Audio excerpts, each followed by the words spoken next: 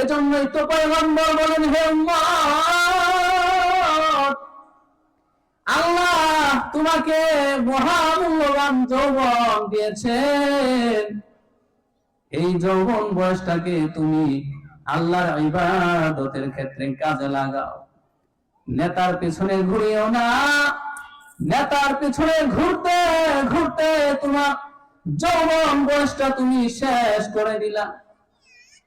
আল্লাহ যদি ময়দানে মাশরে জিজ্ঞাসা করে, হে আমার বান্দা, তোমাকে আমি সুন্দর একটা যৌবন বয়স দিয়েছিলাম, সেই যৌবন বয়সে আমি আল্লাহর জন্য কি এনেছো, কি ইবাদত করেছো?